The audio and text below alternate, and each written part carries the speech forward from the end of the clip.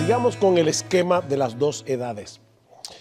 Este siglo y el siglo venidero están divididos por el juicio del malo, la resurrección del justo, que ocurrirá en la segunda venida de Cristo al final de este siglo y la inauguración del siglo venidero.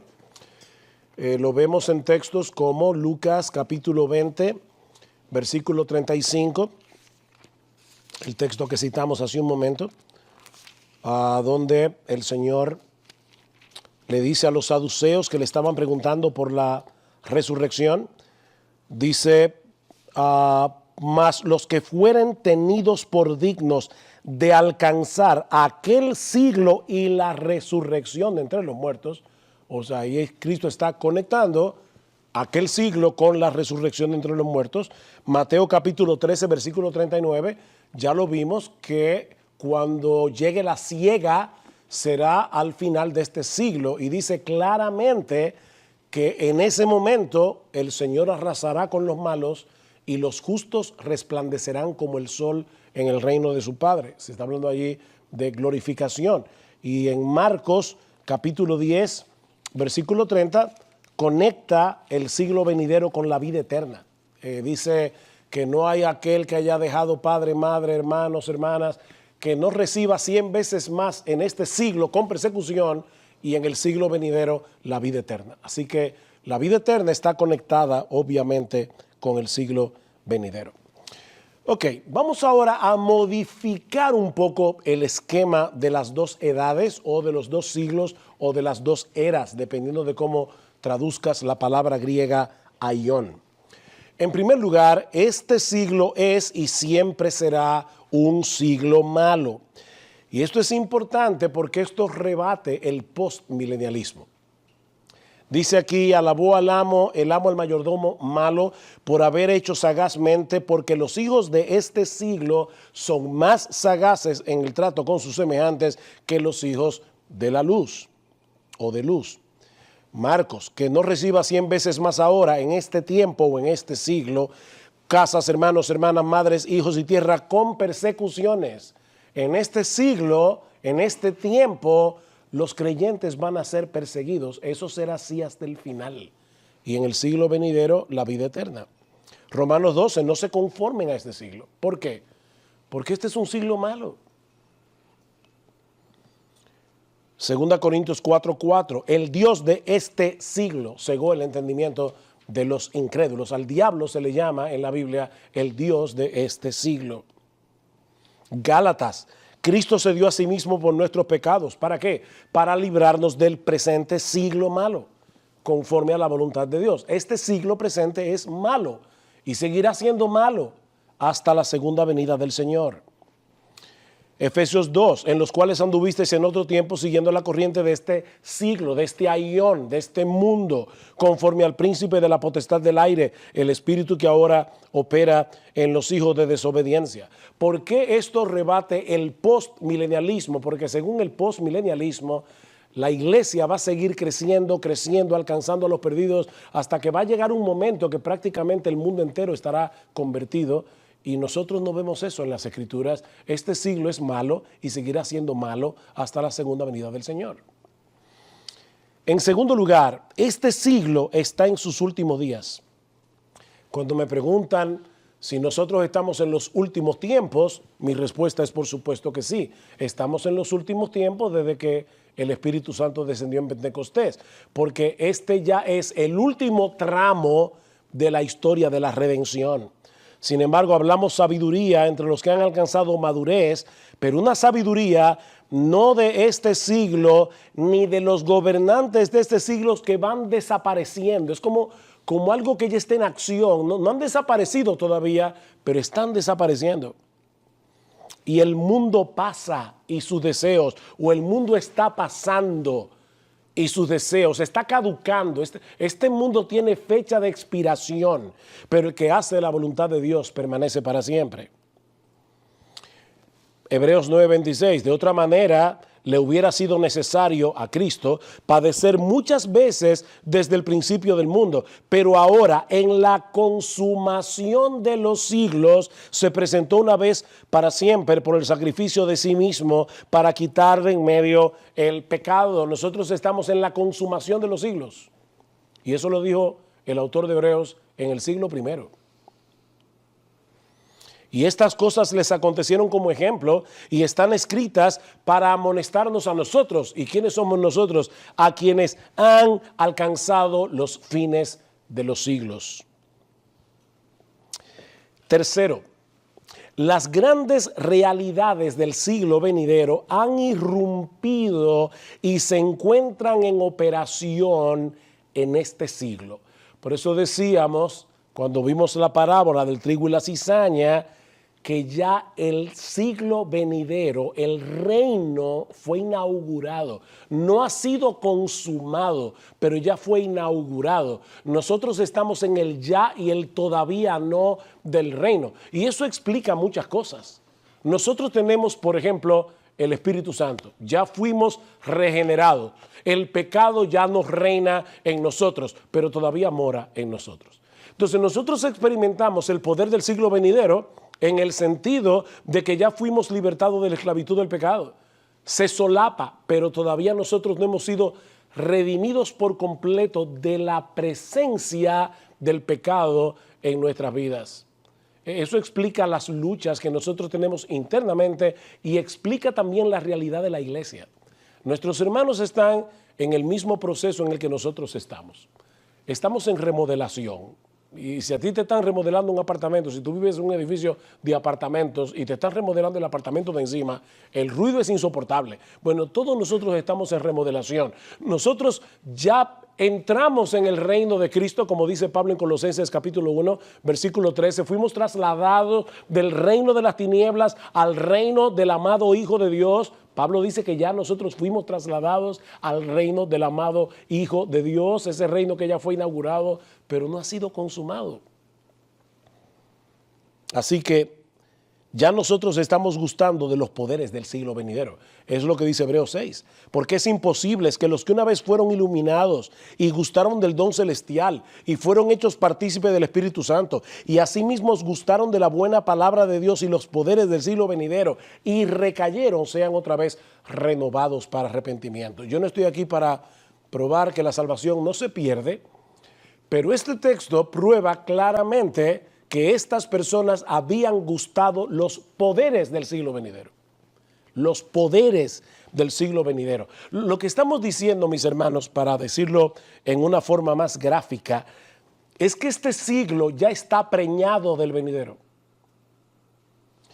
Pero vemos a aquel que fue hecho un poco menor que los ángeles, a Jesús, coronado de gloria y de honra a causa del padecimiento de la muerte, para que por la gracia de Dios gustase la muerte por todos. Cristo fue coronado ya de gloria y de honra. Él es rey. De paso, lamentablemente tengo que volver otra vez al libro de Matt Waymaker. Y ustedes no se imaginan lo que me molesta tener que hacerlo, pero tengo que hacerlo. Una de las cosas que dice Matt Waymaker es que el reino de Cristo no puede estar ya inaugurado porque Cristo, aunque está sentado a la diestra del Padre, no está reinando todavía. Y el texto que él usa para probar esto es Hebreos capítulo 2, versículo 8. Con todo respeto, yo difiero de mi hermano Matt Waymaker en la interpretación de este pasaje. Y yo creo que es una mala exégesis del texto. Lamentablemente tengo que decirlo de esa forma. En Hebreos capítulo 2 dice, porque no sujetó a los ángeles el mundo venidero acerca del cual estamos hablando, el siglo venidero. Pero alguien testificó en cierto lugar diciendo que es el hombre para que te acuerdes de él, o el hijo del hombre para que lo visites. Él está hablando ahí de la humanidad, está hablando del hombre. Le hiciste un poco menor que los ángeles, le coronaste de gloria y de honra, y le pusiste sobre las obras de tus manos, todo lo sujetaste bajo sus pies, porque en cuanto le sujetó todas las cosas, nada dejó que no sea sujeto a él. ¿A quién es él ahí? El hombre. Waymaker dice Cristo. Pero todavía no vemos que todas las cosas le sean sujetas. ¿Por qué? porque Dios nos dio poder y autoridad sobre la creación, pero el hombre pecó. Y es lo que está diciendo aquí, el hombre fue hecho un poco menor que los ángeles, fue coronado de gloria y de honra, pero lamentablemente por causa del pecado, no todas las cosas están sujetas a nosotros. Este es un mundo que nosotros no controlamos. Ahora, ¿cómo sabemos que el versículo 8 está hablando del hombre y no de Jesús? Porque en el versículo 9 ahora va a hablar de Jesús. Y dice, pero vemos a aquel que fue hecho un poco menor que los ángeles, a Jesús, coronado de gloria y de honra. O sea, está haciendo un contraste entre el hombre, que no tiene todas las cosas sujetas, y Jesús, que fue coronado de gloria y de honra. Así que yo creo que el exégesis de Hebreos capítulo 2, versículo 8 del libro de Wayne Meyer es una exégesis equivocada. Y de hecho no soy el único que lo piensa, pero lamentablemente debo traer esto a colación. Dice que Cristo fue sentado en los lugares celestiales, sobre todo principado y autoridad y poder y señorío y sobre todo nombre que se nombra no solo en este siglo, sino también en el venidero. ¿Qué significa eso? Que nuestro Señor es rey. Él está sentado en su trono. El reino ya fue inaugurado, pero no ha sido consumado. Así que nosotros estamos viviendo el embarazo. Este siglo ya está preñado del siglo venidero. Cuando una mujer sale embarazada, ya nosotros decimos que es madre. O sea, ya es madre, pero todavía no tiene el bebé en sus manos. Bueno, hay un sentido en el que este siglo se solapa, vamos a decir así, con el siglo venidero. Conclusión. Esta estructura nos explica por qué la Biblia asume una salvación en dos etapas. ¿En qué sentido? Bueno, que nosotros ya fuimos salvos y al mismo tiempo seremos salvos. ¿Cómo puede ser eso posible? Bueno, Romanos 5.1 dice, ya fuimos justificados, ya tenemos paz con Dios, ya Cristo pagó por nuestros pecados. Sin embargo, en Mateo capítulo 12, versículo 37 dice que nosotros seremos salvos. Porque nosotros vamos a ser completamente librados, no solamente de la esclavitud del pecado, sino también de su presencia. Y ya no habrá peligro para nosotros. Romanos 8, 14 y 16 y Romanos 23. Dice por un lado que nosotros todavía estamos gimiendo, pero por el otro lado dice que aguardamos la redención de nuestros cuerpos. ¿Ven? O sea, es el ya y el todavía no. Efesios 1.7 y Efesios 4.30. Fuimos ya sellados con el Espíritu Santo, pero nosotros vamos a disfrutar de esa salvación completa cuando el Señor Jesucristo vuelva. Una salvación en dos etapas. Conclusión, esta escritura también nos ayuda a entender las tensiones presentes de la vida cristiana. Hijitos, ya somos hijos de Dios, pero todavía no se ve lo que nosotros vamos a hacer, porque Cristo no ha vuelto. Cuando Él venga, nosotros seremos semejantes a Él porque le veremos tal como Él es. Ya fuimos transformados, nosotros no somos los que éramos, pero no somos los que vamos a ser. Todavía. Y tenemos que vivir en esa tensión entre el ya y el todavía no. Esta estructura nos ayuda a entender el presente y el futuro de la iglesia. La iglesia está siendo purificada. La iglesia está siendo santificada a través de pruebas. En la iglesia todavía nosotros encontramos pecado, por eso existe la disciplina eclesiástica, por eso debemos amonestarnos unos a otros. Pero ¿cómo será la iglesia cuando Cristo venga? Una virgen hermosa, sin mancha, ni arruga, ni cosa semejante. Yo creo que muchas personas se desilusionan de la iglesia porque están esperando esa esposa antes de tiempo. O sea, no pueden ver el hecho de que sí estamos en el reino, pero en un reino que ha sido inaugurado y no ha sido consumado. Esa es la realidad de la iglesia en esta era presente. Bien, vamos ahora a comenzar a probar este esquema viendo el juicio general. ¿Qué hemos dicho? Nosotros tenemos este siglo en el que estamos viviendo, el siglo venidero, y hemos dicho que este siglo del venidero se divide por la segunda venida de Cristo, la cual es seguida por un juicio general, obviamente por la resurrección de los santos. pero por un juicio general. Y eso es lo que yo voy a probar ahora a través de varios pasajes clave del Nuevo Testamento. No me tragué una S, se dice pasajes clave, no pasajes claves. Ok, eso es algo de gramática. La tesis acerca del juicio es la siguiente en estos tres pasajes clave. El alcance de este juicio, según los pasajes que vamos a ver, son todos los hombres, vivos y muertos, justos e injustos. El tiempo de ese juicio general es la segunda venida y los resultados, vida eterna y condenación eterna. Ahora, ¿por qué esto es importante? Bueno, porque una de las tesis claves del dispensación, del premilenialismo, sea el histórico o el dispensacional, es el hecho de que cuando Cristo, primero, si es dispensacional, Cristo primero viene en secreto en un rapto pretribulacional 7 años antes de su venida pública, luego su venida pública, ahí viene el juicio de Cristo a los creyentes, luego viene el milenio y el juicio de los impíos es al final donde va a haber entonces otra resurrección y otro juicio. Y lo que estamos diciendo es que el Nuevo Testamento enseña claramente que hay un juicio general sin brecha, y que ese juicio es para todos los hombres en la segunda venida y que solo hay dos resultados, vida eterna y condenación perpetua. El significado del juicio, fíjense cómo divide este siglo del venidero, por eso es que es tan importante en esta estructura. Ok, textos que muestran esto. Mateo 25, 31 al 46. Hermanos, nosotros tenemos que leer aquí en esta clase muchos textos bíblicos porque no podemos asumir que ustedes recuerdan de memoria todos estos pasajes de las Escrituras. Pero en Mateo 25 dice lo siguiente, y voy a leer el texto, 31 al 46. Cuando el Hijo del Hombre venga en su gloria y todos los santos ángeles con él, entonces se sentará en su trono de gloria y serán reunidas delante de él todas las naciones y apartará los unos de los otros como aparta el pastor las ovejas de los cabritos y pondrá las ovejas a su derecha y los cabritos a su izquierda.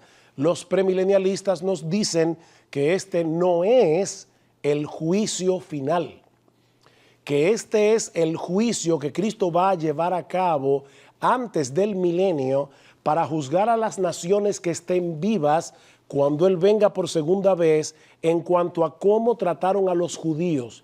Y eso va a determinar si esas naciones entrarán al milenio o no. O sea que este no es un juicio general, sino un juicio de naciones para entrar en el milenio.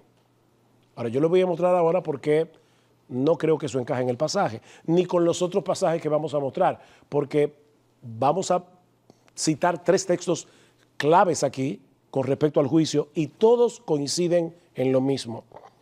Dice, entonces el rey dirá a los de su derecha, venid benditos de mi Padre, heredad el reino preparado para vosotros desde la fundación del mundo, porque tuve hambre y me diste de comer, tuve sed y me diste de beber. Ustedes conocen el texto, estuve desnudo. Entonces los justos le responderán diciendo, Señor, ¿cuándo hicimos todo eso?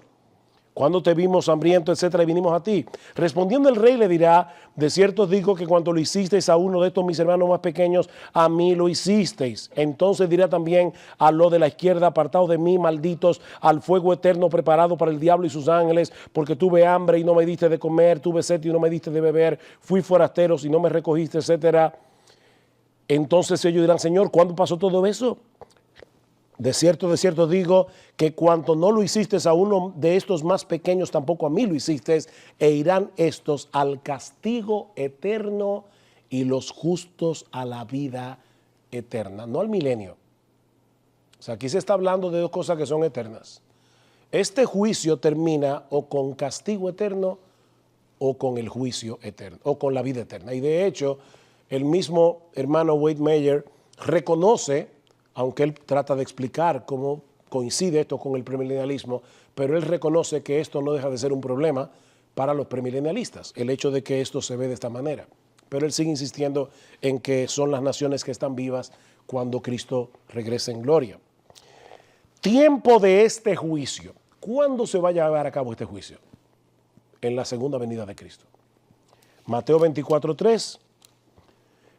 Estando él sentado en el monte de los olivos, los discípulos se le acercaron diciendo: Señor, ¿cuándo serán estas cosas? ¿Y qué señal habrá de tu venida y del fin del siglo?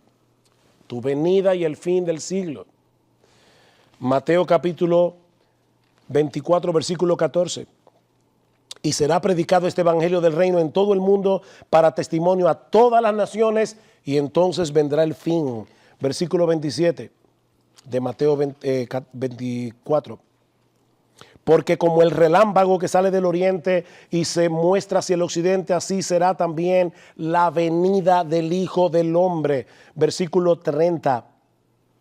Entonces aparecerá la señal del Hijo del Hombre en el cielo, y entonces lamentarán todas las tribus de la tierra y verán al Hijo del Hombre viniendo sobre las nubes del cielo con poder y gran gloria.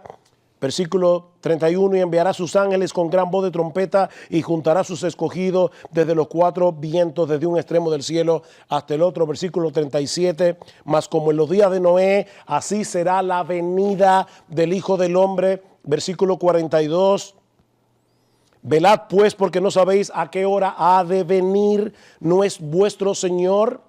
Versículo 46, bienaventurado aquel siervo al cual cuando su Señor venga le haya siendo así. Mateo, versículo 50, vendrá el Señor de aquel siervo en el día que éste no espera. Mateo 25, 6. Y a la medianoche se oyó un clamor: aquí viene el esposo, salid a recibirle. Versículo 10. Pero mientras ellas iban a comprar, vino el esposo, la venida de Cristo. Versículo 13. Velad pues, porque no sabéis el día ni la hora en que el Hijo del Hombre ha de venir. Versículo 19. Y los discípulos, me fui al 26, perdón. 25, 19, dice: después de mucho tiempo vino el Señor de aquellos siervos y arregló cuentas con ellos, etcétera. Y el versículo 31 dice: cuando el Hijo del Hombre venga. Entonces, hermanos, ¿cuándo se va a llevar a cabo este juicio? Yo sé que no es cómodo estar oyendo texto tras texto tras texto, pero es que quiero establecer esta verdad con toda claridad. Esto será en la segunda venida de Cristo. Los resultados de este juicio: castigo eterno y los justos a la vida eterna. Aquí no hay lugar para que malvados entren en cuerpos naturales a un reino milenial terrenal. Este juicio es a todas las naciones. Y de paso, es importante ver en qué sentido se usa en Mateo todas las naciones. Y eso me lleva al alcance de este juicio. ¿Qué significa todas las naciones? Bueno, todas las naciones son todas las naciones, todas las personas, todos los seres humanos. Y les dijo el Señor, Lucas 24:46, perdón. Le dijo: así está escrito, así fue necesario, que el Cristo padeciese y resucitase de los muertos al tercer día, y que se predicase en su nombre el arrepentimiento y el perdón de pecados en todas las naciones, comenzando desde Jerusalén. Así que todas las naciones incluye aún a Israel. Son todas las naciones. No es las naciones gentiles cómo trataron a Israel. No, todas las naciones incluye Israel, porque comienza con Jerusalén precisamente. Mateo 25, 31 al 46 es el clímax de lo que el Señor viene enseñando a través de todo el evangelio de Mateo. Este es el juicio final que se prefigura en Mateo desde el principio. Mateo capítulo 7, versículo 22. No todo el que me dice Señor, Señor entrará en el reino de los cielos, sino el que hace la voluntad de mi Padre que está en los cielos. Muchos me dirán en aquel día: Señor, Señor, no profetizamos en tu nombre y en tu nombre echamos fuera demonios, etcétera. Y entonces le declararé: nunca os conocí, apartaos de mí, hacedores de maldad. Es la primera vez que introduce el tema del juicio del Señor, de boca del Señor, porque Juan el Bautista ya lo había hecho en Mateo capítulo 3. Mateo capítulo 11, versículo 20 al 24. Entonces comenzó a reconvenir a las ciudades en las cuales había hecho muchos de sus milagros, porque no se habían arrepentido, diciendo: ay de ti, Corazín, ay de ti, Betsaida, porque en Tiro y en Sidón se hubieran hecho los milagros que han sido hechos en vosotras, tiempo ha que se hubieran arrepentido en silicio y en ceniza. Por tanto os digo que en el día del juicio será más tolerable el castigo para Tiro y para Sidón que para vosotros. En el día del juicio, mis hermanos, ya Tiro y Sidón era algo pasado. Está hablando de algo que pasó, naciones que pasaron. Y sin embargo el Señor está diciendo: todos van a ser resucitados y van a venir delante del Señor. Ese será el día del juicio. Mateo capítulo 12, versículo 36 al 42. Por eso es que es tan importante ir leyendo los textos para verlo en su contexto más amplio. A cualquiera que dijere alguna palabra contra el Hijo del Hombre le será perdonado, pero al que hable contra el Espíritu Santo no le será perdonado, ni en este siglo ni en el venidero. O haced el árbol bueno y el fruto bueno, o haced el árbol malo y su fruto malo, porque por el fruto se conoce el árbol. Generación de víboras, ¿cómo podéis hacer lo bueno siendo malos? Porque de la abundancia del corazón habla la boca. Mas yo os digo, versículo 36, que de toda palabra ociosa que hablen los hombres, de ellas darán cuenta en el día del juicio. El día del juicio. Mateo capítulo 16, versículos 26 al 27. Porque ¿qué aprovechará al hombre si ganare todo el mundo y perdiere su alma? ¿O qué recompensa dará el hombre por su alma? Porque el Hijo del Hombre vendrá en la gloria de su Padre con sus ángeles. Recuerden Mateo 25. Y entonces pagará a cada uno conforme a sus obras. Cada uno. Todas las naciones. Ahí no se está hablando de las naciones gentiles que estén vivas en el tiempo de la segunda venida para determinar cómo trataron a Israel, para saber si entran o no al milenio. Si nosotros tomamos todos estos textos en conjunto, en Mateo se está hablando de un juicio general. De paso, la expresión todas las naciones se usa 3 veces en el Evangelio de Mateo. Y de hecho, perdón, no aparece aquí, pero muy cerca de nuestro texto. Mateo 24, versículo 14. Y será predicado este evangelio del reino en todo el mundo para testimonio a todas las naciones, y entonces vendrá el fin. Mateo 28. Id y haced discípulos a todas las naciones. Cuando leemos en Mateo 25, que dice: cuando el Hijo del Hombre venga en su gloria y todos los santos ángeles con él, entonces se sentará en su trono de gloria y serán reunidas delante de él todas las naciones. Si yo leo este texto a la luz de Mateo 24, será predicado este evangelio del reino en todas las naciones. A la luz de Mateo 28, hacer discípulos de todas las naciones. Y aquí veo todas las naciones. De verdad, hermanos, la lectura más natural es que Cristo no se está refiriendo a un grupo de naciones para ver si entran al milenio o no, dependiendo de cómo tratan a Israel. Está hablando de un juicio general que incluye a todo el mundo. Ahora, si Mateo 25 no resulta convincente, vamos a Romanos capítulo 2. Romanos capítulo 2. Este pasaje pertenece a una sección más grande de Romanos, que tiene como tema la revelación de la ira de Dios contra los hombres.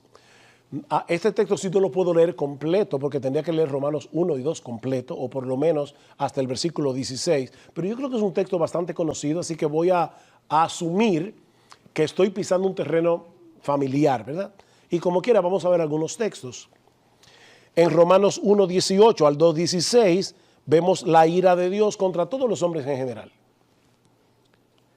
En Romanos capítulo 2, versículo 17 al 3, 8, enfatiza la ira de Dios contra los judíos en particular. Y en Romanos 3, 9 al 20 es la conclusión general. Judíos y gentiles, todos están bajo pecado. Así que el texto de Romanos 2 es un texto que se encuentra en el contexto de la ira de Dios contra toda la humanidad. No importa si tú eres judío o gentil, toda la humanidad. Bien. Los resultados del juicio. Vamos a hacer lo mismo, el mismo ejercicio que hicimos en Mateo 25. Vida eterna y condenación eterna. Romanos capítulo 2. Vamos a leer versículos 7 al 10. De paso, hermanos, es obvio en Mateo 25, como es obvio en Romanos 2, como es obvio en Apocalipsis 21, que todos los seres humanos serán juzgados por las obras. Y yo sé que a alguna gente lo pone nervioso. Bueno, nosotros somos salvos por la fe, pero vamos a ser juzgados por las obras. ¿Y cómo es eso? Bueno, porque las obras del creyente son las que dan testimonio de su fe. Así que no somos salvos por las obras, somos salvos por la fe. Pero la fe que no tiene obras es una fe muerta. Así que el juicio final es un juicio de obras. No basta con que tú digas yo soy creyente, que fue el problema de Mateo 7:21. No todo el que me dice Señor, Señor, entrará en el reino de los cielos, sino el que hace la voluntad de mi Padre que está en los cielos. ¿Es que hacer la voluntad de Dios es lo que nos salva? Por supuesto que no. Es creer en la obra redentora de Cristo, arrepentirnos de nuestros pecados y creer. Ahora, ¿cómo yo sé que una persona de verdad ha creído? ¿Cómo yo sé que una persona de verdad se ha arrepentido? Porque ahora desea hacer la voluntad de Dios. Entonces el juicio final es un juicio de obras. Y eso lo vemos en Romanos capítulo 2, versículo 7. ¿Qué recibirán algunos? Vida eterna a los que perseverando en bien hacer buscan gloria y honra e inmortalidad. Versículo 10. Pero gloria y honra y paz a todo el que hace lo bueno, al judío primeramente y también al griego, porque no hay acepción de personas para con Dios. Evidentemente está hablando aquí de vida eterna. ¿Y qué recibirán los otros? Condenación eterna. Versículo 5. Pero por tu dureza y por tu corazón no arrepentido, atesoras para ti mismo ira para el día de la ira y de la revelación del justo juicio de Dios.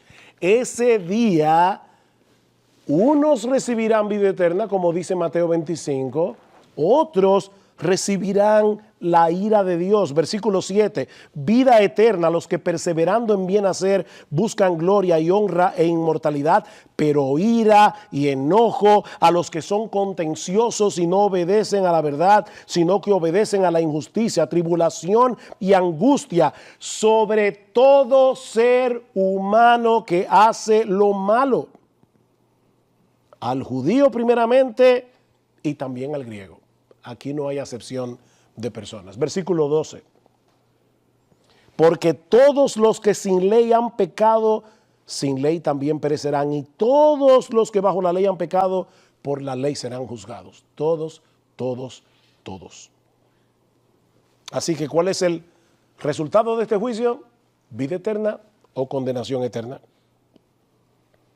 El alcance de este juicio.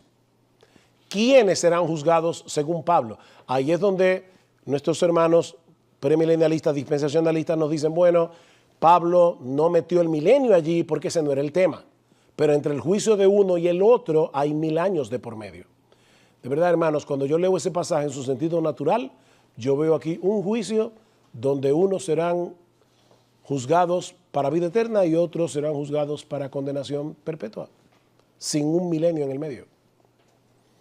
¿Quiénes serán juzgados? Versículo 6. Dice, el cual pagará a cada uno conforme a sus obras. Cada uno. Versículo 9. Todo ser humano que hace lo malo. Versículo 10. El que hace lo bueno. Evidentemente todo ser humano que hace lo bueno. Versículo 12. Todos los que sin ley, todos los que sin ley han pecado. Ahí están todos los paganos que no conocieron el evangelio, que nunca han tenido una Biblia en sus manos, pero que viendo la creación debieron llegar a la conclusión de que existe un Dios. Ese es el argumento de Pablo en Romanos capítulo 1, versículo 18. La ira de Dios se revela desde el cielo contra toda impiedad e injusticia de los hombres que detienen con injusticia la verdad. Y tanto los vivos como los muertos Versículo 4. ¿O menosprecias las riquezas de su benignidad, paciencia y longanimidad, ignorando que su benignidad te guía al arrepentimiento? Está hablando de las personas que estaban vivas en el tiempo de Pablo. Pero por tu dureza y por tu corazón no arrepentido, atesoras para ti mismo ira para el día de la ira y de la revelación del justo juicio de Dios. La pregunta es, ¿las personas que leyeron la carta a los romanos van a estar vivas en ese tiempo? No. Van a estar muertas. Pero Pablo está diciendo, ustedes están atesorando ira para ese día, el día del juicio. Versículos 7 al 10, prueba lo mismo. Vida eterna a los que perseverando en bien hacer buscan gloria y honra e inmortalidad, pero ira y enojo a los que son contenciosos y no obedecen a la verdad, sino que obedecen a la injusticia, tribulación y angustia sobre todo ser humano que hace lo malo, al judío primeramente y también al griego, pero gloria y honra y paz a todo el que hace lo bueno, al judío primeramente y también al griego. Mucha de esa gente ya va a estar muerta cuando llegue ese día. Justos e injustos. Así que, ¿quiénes serán juzgados? Todos serán juzgados. En el premilenialismo hay varios juicios, sobre todo en el premilenialismo dispensacional hay varios juicios. Lo que nosotros estamos diciendo es que hay un solo juicio general y que ese juicio divide este siglo del venidero. El tiempo de este juicio. Aunque en este pasaje el tiempo no es tan enfático como en Mateo, aún así, las siguientes consideraciones claramente apuntan hacia el tiempo de la segunda venida de Cristo. Por un lado, el paralelismo entre Romanos 2, 6 y 16 y Mateo 16, 27. Quédense ahí en Romanos, yo solamente voy a buscar aquí en mi Biblia Mateo 16, 27 y van a ver el paralelismo. Porque el Hijo del Hombre vendrá en la gloria de su Padre con sus ángeles y entonces pagará a cada uno conforme a sus obras. Eso es exactamente lo que dice Romanos 2. Dios pagará a cada uno conforme a sus obras. ¿Cuándo va a suceder eso? Mateo 16, 27 dice, cuando venga el Hijo del Hombre. Lo mismo que dice Mateo 26.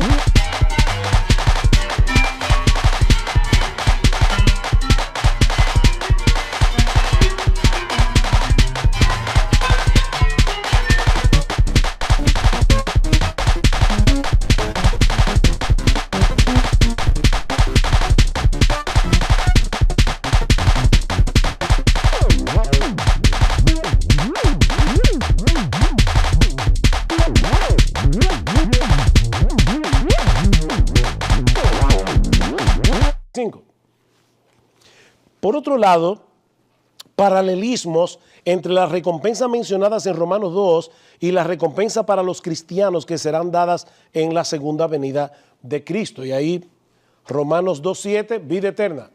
Mateo 25:46, vida eterna. Los versículos 7 y 10, para los que pueden tomar notas, con Colosenses 3:4, 1 Corintios 15:43, y hay un texto ahí que se me está yendo, que no lo veo aquí abajo, pero bueno.